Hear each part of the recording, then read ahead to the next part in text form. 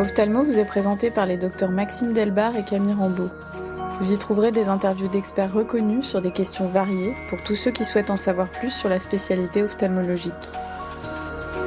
À l'ère de l'IRM 3T, du PET scan, de l'OCT spectral domaine et de l'imagerie rétinienne grand champ, l'examen clinique reste toujours et encore l'étape primordiale du raisonnement en neuro-ophtalmologie.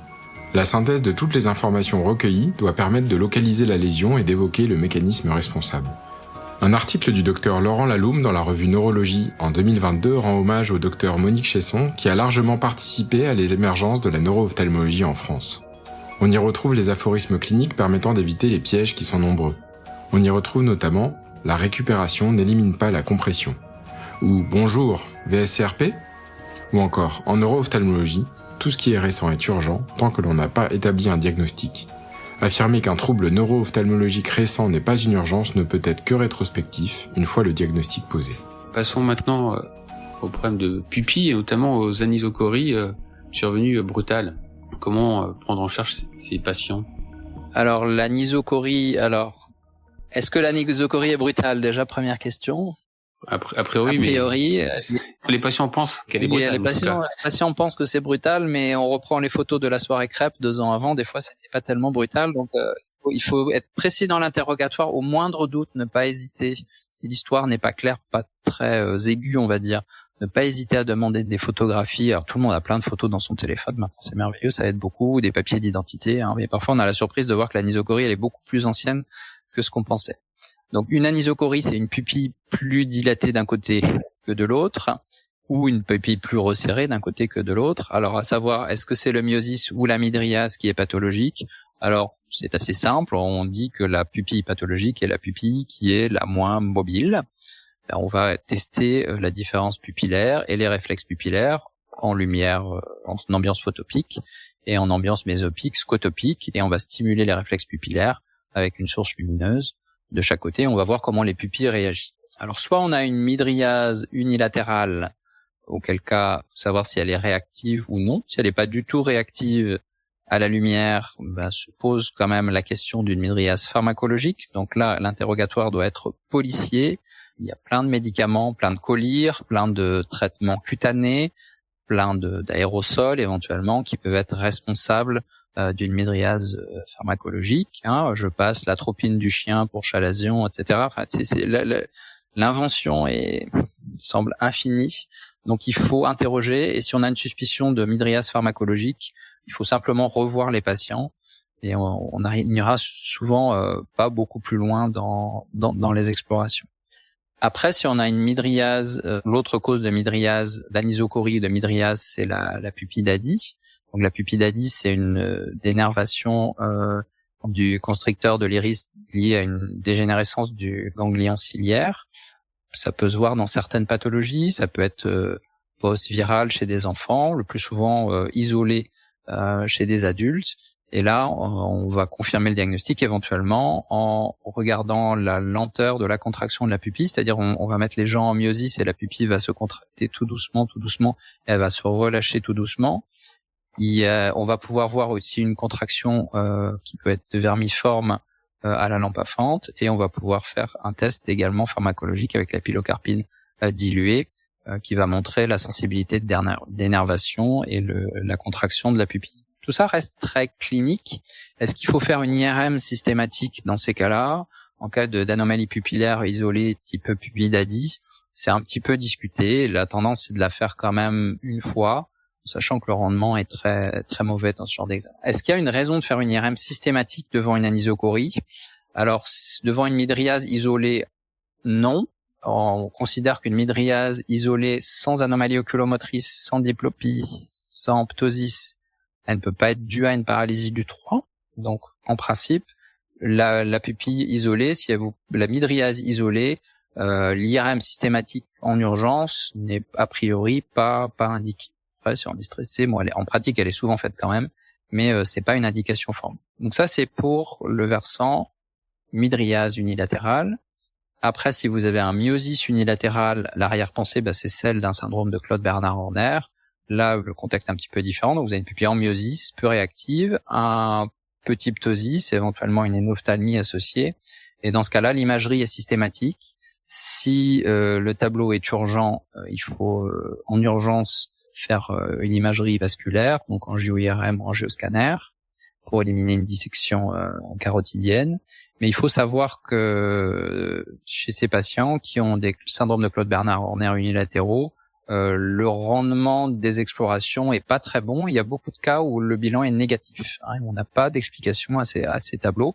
Donc une fois que le patient il a eu ses explorations cardiovasculaires, son imagerie et qu'on n'a rien retrouvé, c'est ça en fonction des séries, c'est plus de 30% des cas, entre 30 et 60% des cas même, ça dépend des études.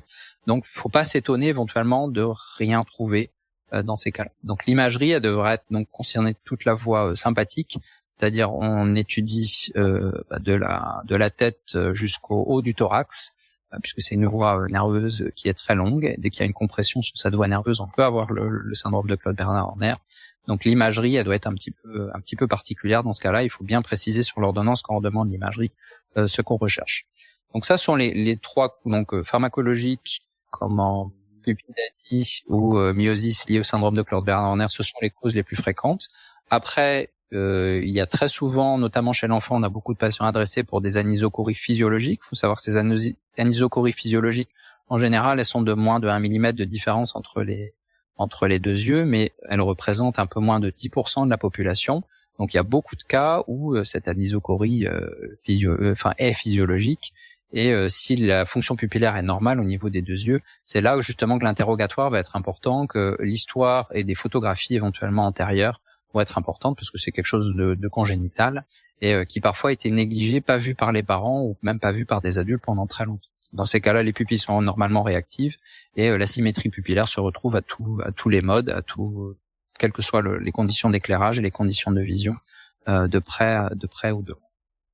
Après, à part la midriase de la paralysie du 3, qui est pas isolée, ou si vous avez une midriase isolée dans une paralysie du 3, c'est vraiment au tout début, et ça va pas durer longtemps qu'elle soit isolée. Si vous avez une suspicion d'anévrisme ou bien de quelque chose de compressif sur le 3, vous n'allez pas avoir cette midriase toute seule pendant bien longtemps.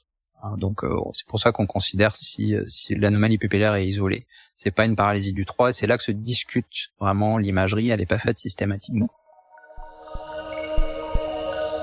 Est-ce qu'il y a encore d'actualité de faire des tests à la iopidine ou à la cocaïne diluée? Alors la cocaïne diluée, c'est très compliqué parce qu'il faut la voir. Donc la cocaïne diluée, actuellement, on la réserve pour les petits enfants chez qui la iopidine est contre-indiquée. C'est-à-dire les alors en fonction des auteurs, moins de 3 ans ou moins de 12 ans. Alors avoir la cocaïne, il y a un moment on n'en avait plus du tout. Il faut la commander, c'est la pharmacie de l'Hôtel-Dieu à Paris qui fournit la cocaïne, il faut la commander, c'est une ordonnance sécurisée, nominative, on utilise le flacon de cocaïne une seule fois pour le patient. Donc on peut faire ce test quand on a un doute sur un syndrome de Claude-Bernard-Horner chez un enfant, sur un myosis isolé notamment. Il y a des rares cas de Claude-Bernard-Horner où il n'y a pas de ptosis.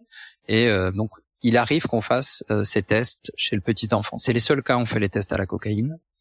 Et puis le test à la iopidine, on peut le faire aussi si on a un doute sur un syndrome de Claude-Bernard-Horner chez l'adulte. Mais en pratique, en France en tout cas, c'est plus facile quasiment de faire l'imagerie et d'éliminer les causes graves que de vouloir confirmer le diagnostic pharmacologiquement, confirmer une hypothèse clinique. C'est pas vrai dans tous les pays, comme aux États-Unis par exemple, ils continuent à faire ces tests-là, même dans l'urgence, parce que l'imagerie est extrêmement onéreuse, et qu'en cas de doute, ils préfèrent faire un test au collyre et attendre 1 heure le résultat du test au collyre que de faire l'imagerie. En France, l'imagerie ne coûte relativement pas cher par rapport à ce qui peut se faire dans certains pays.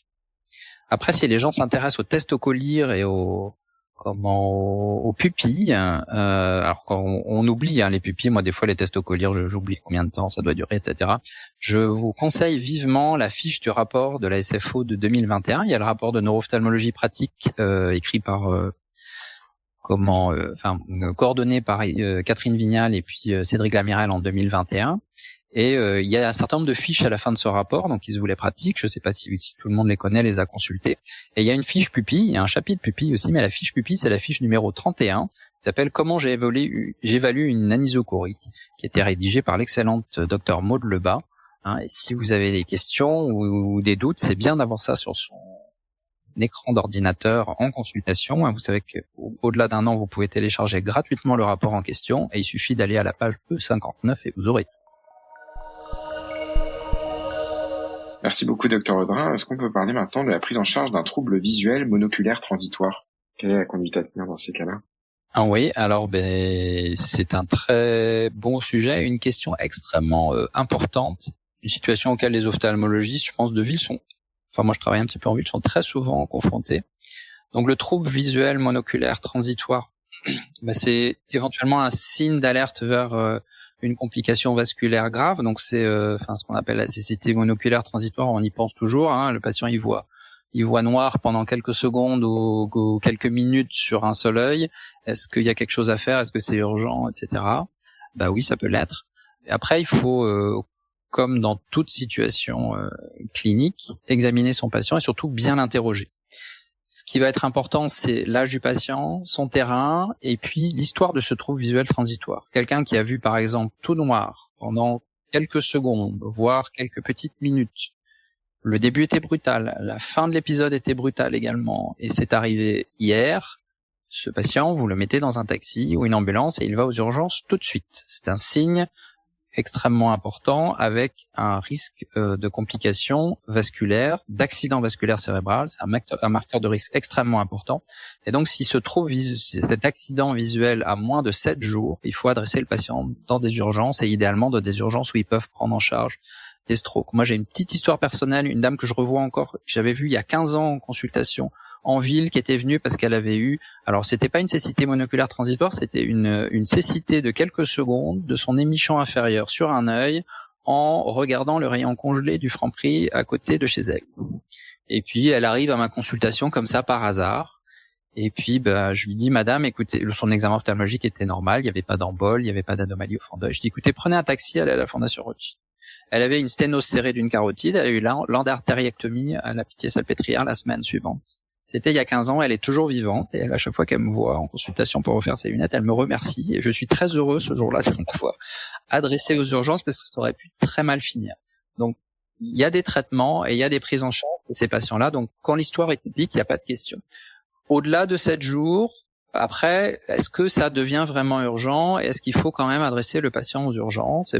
Si on ne sait pas bien, qu'on n'a pas l'habitude, éventuellement, mais on estime qu'au-delà de 15 jours, s'il n'y a pas eu d'autres symptômes, le risque d'accident vasculaire cérébral va baisser et on va pouvoir réaliser le bilan en externe à ce moment-là, et ça va être un angioscanner ou une angio-IRM, et puis un échodoppler des troncs supraortiques, un électrocardiogramme et voir un cardiologue, voir s'il n'y a pas de facteur de risque cardiovasculaire. Il faut savoir que les bilans chez ces patients qui ont des cécités monoculaires transitoires sont pas toujours positifs, et il y a un certain nombre de patients, alors j'ai pas le pourcentage en tête, où tous les examens reviennent négatifs, et la question de ces gens-là, c'est quelle est la cause de ce trouble, alors qu'ils décrivent quelque chose de parfaitement typique, qui fait très vasculaire ischémique, et est-ce qu'il faut leur donner un traitement par aspirine après? Tout n'est pas complètement codifié, mais il faut savoir que ce bilan peut être négatif. Donc il y a des patients comme ça qui de temps en temps font une histoire parfaitement compatible avec quelque chose de vasculaire, ischémique, éventuellement, on ne sait pas, thromboembolique ou bien vasospasme de quelque chose, et chez qui on va rien trouver. Mais en tout cas, si ces symptômes sont récents, la prise en charge en urgence est absolument nécessaire parce qu'il y a un risque vital. Donc ça, c'est le premier versant du trouble visuel monoculaire transitoire. Après, bien souvent, le trouble visuel monoculaire transitoire, c'est pas ça. Ça va être des signes positifs.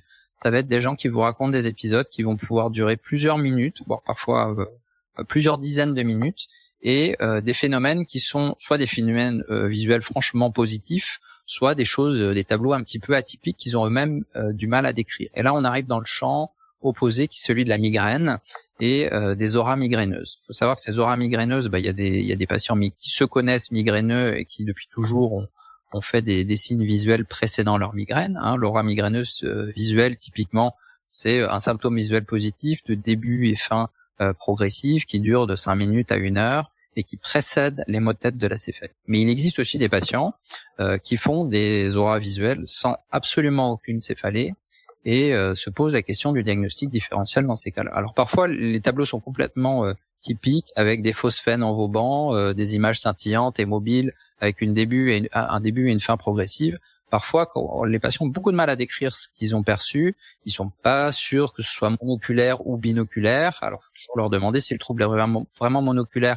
Est-ce qu'ils ont caché un œil quand ils ont eu leurs symptômes? Parce que ça oriente pas vers la même chose, vraiment, d'avoir un trouble monoculaire ou binoculaire. Et souvent, ce sont des sensations d'eau qui coule ou bien de flou visuel, pas très clair, et sans aucune céphalée. Alors, qu'est-ce qu'il faut faire dans ces cas-là? Si c'est un premier épisode, il faut faire une imagerie. Alors, est-ce que c'est urgent après? Pas forcément. Il faut faire une imagerie, et s'ils ont plusieurs fois ce symptôme visuel sans céphalée évocatrice, au bout de au moins 2 crises, on considère que ça va rentrer dans le cadre de la migraine, et quel cas, on a son diagnostic. Mais en préparant ce podcast, j'ai demandé à une collègue neurologue, est-ce qu'il fallait faire une imagerie systématique dans ces cas-là? A priori, devant une migraine ou des symptômes migraineux nouveaux, même s'il y a plus d'une crise, même s'il y a au moins 2 crises visuelles typiques, on demande quand même une imagerie en urgence. Pas en urgence, pardon. On demande une imagerie à faire non urgente, mais on la demande un petit peu systématique. Et ça peut se voir notamment chez des sujets âgés, des gens qui ont, récemment, j'ai vu un monsieur de 70 ans comme ça, qui décrit des auras qui sont pas complètement typiques, mais les symptômes sont trop longs pour être compatibles avec quelque chose d'ischémique, mais c'est pas très évocateur de migraine, mais ça semble quand même des phénomènes positifs. À la différence du problème ischémique, où là, c'est en principe du tout noir. Alors, l'ischémie, ça peut être le champ visuel complet ou un émichamp inférieur ou supérieur. Donc ça, c'est l'interrogatoire qui fait beaucoup avancer le diagnostic et la prise en charge. Et puis, il y a évidemment l'examen clinique au passage, vérifier que le fond d'œil est normal, et notamment si vous avez une suspicion de quelque chose d'ischémique, rechercher des emboles. S'il y a des emboles, c'est un motif également pour adresser le patient dans un centre d'urgence pour une prise en charge, ce qui risque de faire un AVC. Alors, qu'est-ce qu'on peut faire au cabinet aussi quand on a une suspicion de quelque chose d'ischémique? Si on peut prendre la tension artérielle, c'est pas mal. Prendre le pouls, simplement, au poignet, ça peut aider aussi. Et puis, on n'oublie pas non plus la fameuse maladie de Horton à l'interrogatoire, les facteurs de risque, toujours l'âge, et puis les symptômes associés dont on a parlé déjà tout à l'heure. C'est le moment de passer aux questions du patient. Ce sont des questions que les patients nous posent souvent en consultation. Oui, docteur Audrin, on a fréquemment en consultation des gens qui nous disent j'ai la paupière qui tremble, elle n'arrête pas de trembler. Qu'est-ce que c'est? Est-ce que c'est un problème neurologique? Qu'est-ce que je peux faire? Quelle paupière? La paupière, je sais pas. La paupière du dessus. Ouais. Alors il y a 2 choses. Il y a soit le blépharospasme, mais souvent ils se plaignent pas tellement de paupières qui tremblent quand ils ont un blépharospasme ou un hémispasme facial. Ils parlent de paupières qui se ferment. Après, les paupières qui tremblent, alors la peau des paupières elle est fine, et puis en fait ce qu'ils ressentent c'est la paupière qui tremble, et puis des fois l'œil qui bouge un petit peu et la vision qui est un tout petit peu instable. Alors c'est une bonne question, j'ai pas la réponse. Moi ce que je leur réponds dans ces cas-là, c'est que je dis que moi aussi j'ai la paupière inférieure gauche quand je suis fatigué qui tremble également. Qu'on sait qu'il y a des espèces de myoclonies comme ça dans tout le corps qui peuvent se déclencher sans cause, sans que ce soit une maladie particulière, et que ça passe. Moi, j'en ai aussi dans une cuisse, donc je leur dis ça aussi. Et on voit parfois écrit que ça peut être dû à un déficit en magnésium, mais en cherchant dans la littérature un petit peu scientifique, entre guillemets, sérieuse, je n'ai jamais rien trouvé confirmant cette hypothèse. Donc, ça ne me choque pas de donner un peu de magnésium aux patients. Et puis, si ça continue, malheureusement, il n'y a pas de très bonne explication. En tout cas, je pense qu'on peut leur dire que c'est pas grave du tout et qu'il faut pas qu'ils s'inquiètent.